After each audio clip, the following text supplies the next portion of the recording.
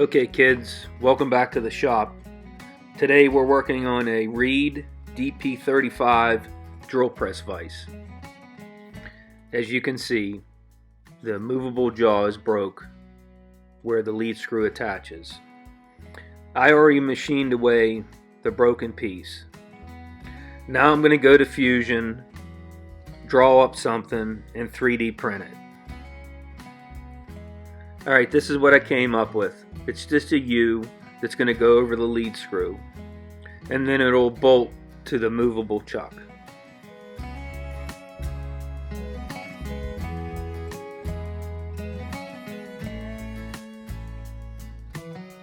More cleanup is necessary on this jaw. Head to the mill. We'll do our thing.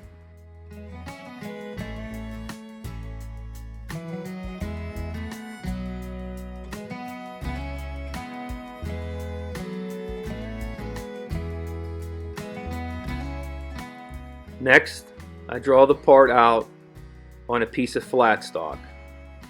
I leave about an 1/8 inch wiggle room. Back to the milling machine to mill the slot. I'm using a 7/16 end mill.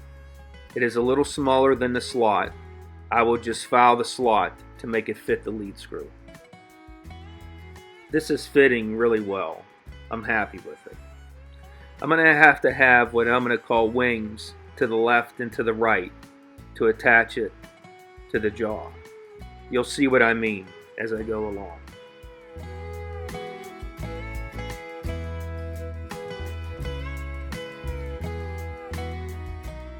After some massaging with a die grinder, this fits perfect.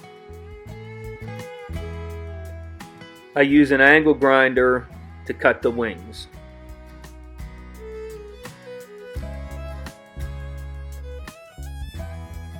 This turned out good, a little rough, but I'll clean it up. I know I could have done this on the rotary table, but remember, this vise was found in a dumpster. I lay out the holes and take it to my benchtop drill press. I don't use this much. Can you see the table flexing?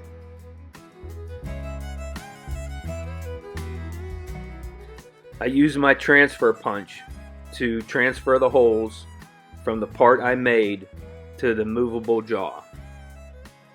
I'm using a 1032 bolt. I will need a number 21 drill size. Back to the benchtop drill press.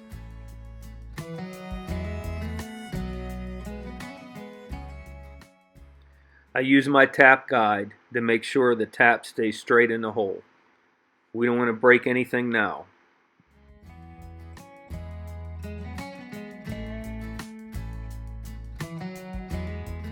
This thing fits really good, nice and tight.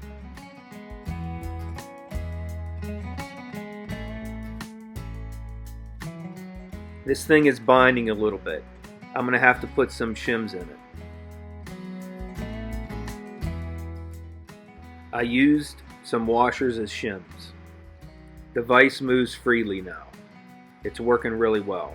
I'm happy with it.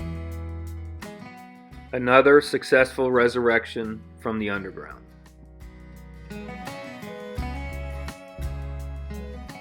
Thanks for watching. Please subscribe.